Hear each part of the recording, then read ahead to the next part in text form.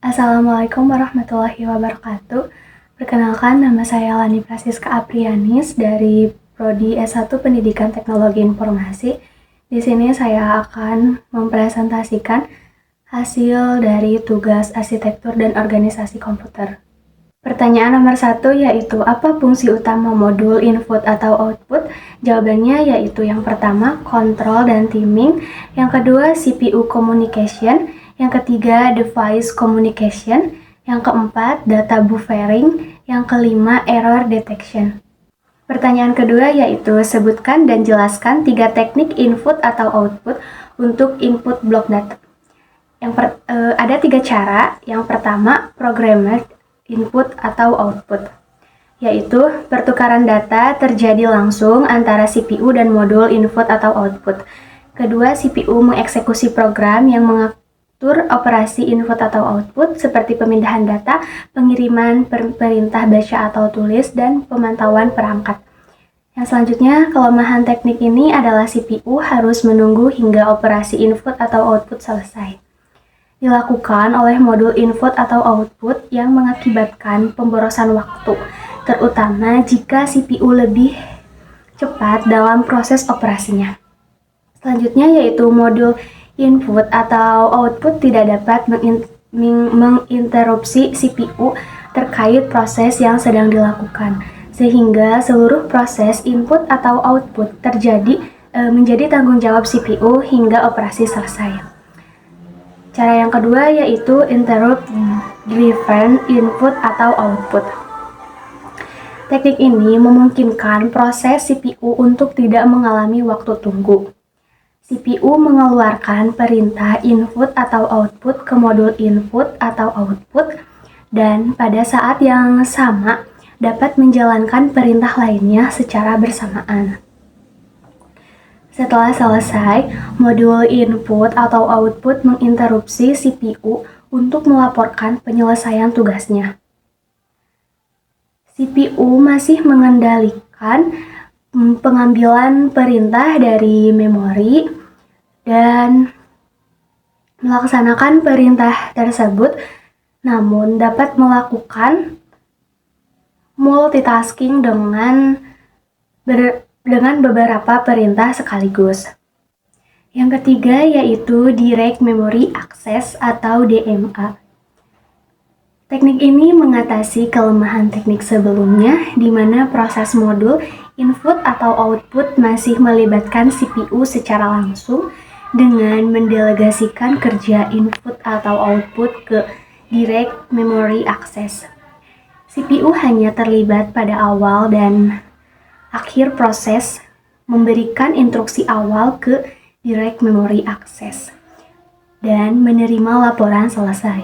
Dengan demikian, CPU dapat menjalankan proses lain tanpa banyak terganggu oleh interupsi, terutama saat menangani transfer data berukuran besar.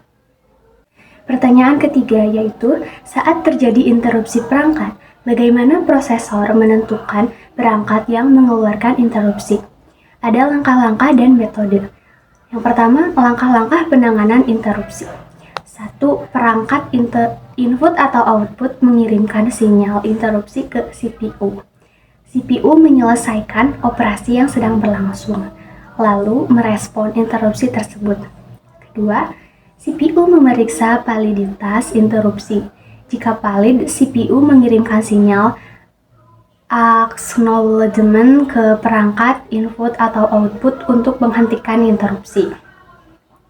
Yang ketiga, CPU menyiapkan pengendalian transfer ke rutin interupsi dengan menyimpan informasi yang diperlukan untuk melanjutkan operasi sebelum terjadi interupsi, seperti status prosesor yang berisi register PSW atau bisa disebut dengan program status word, dan lokasi instruksi berikutnya yang akan dieksekusi. Yang keempat, informasi tersebut disimpan dalam stak pengontrol sistem, termasuk penyimpanan PC atau program counter eksekusi sebelum interupsi. Yang kelima, CPU mempersiapkan PC untuk menangani interupsi. Kemudian, CPU memproses interupsi hingga selesai.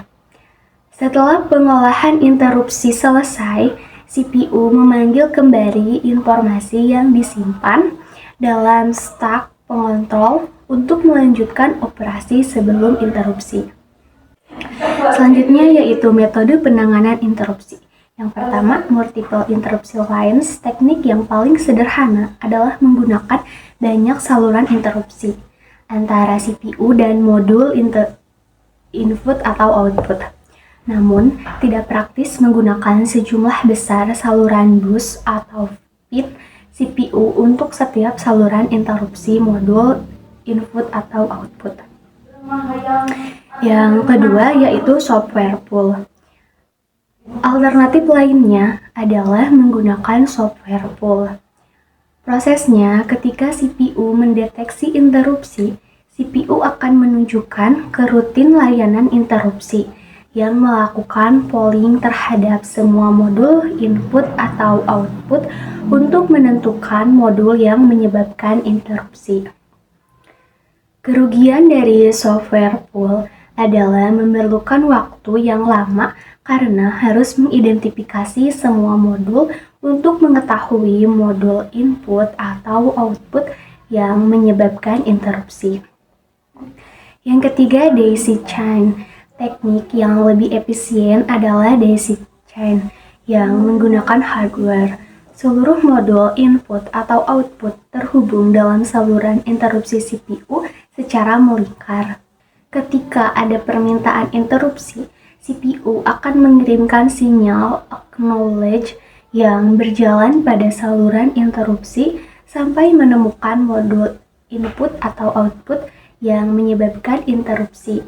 Yang keempat yaitu arbitrasi bus. Dalam metode ini, setiap modul input atau output harus memperoleh kontrol bus sebelum menggunakan saluran permintaan interupsi. Hal ini mengakibatkan hanya satu modul input atau output yang dapat melakukan interupsi pada saat waktu menghindari bentroknya sinyal interupsi. Pertanyaan keempat, bagaimana cara kerja Direct Memory Access? Cara kerja Direct Memory Access yang pertama, Direct Memory Access dalam melakukan transfer data mandiri membutuhkan pengambil alihan kontrol bus dari CPU. Yang kedua, Direct Memory Access menggunakan bus saat CPU tidak menggunakannya atau memaksa CPU untuk menghentikan sementara penggunaan bus. Yang ketiga, teknik ini umumnya disebut cycle stealing karena modul Direct Memory Access mengambil alih siklus bus. Yang keempat, penghentian sementara. Penggunaan bus tidak merupakan bentuk interupsi, melainkan hanya penghentian proses sesaat yang mempengaruhi kelambatan eksekusi CPU.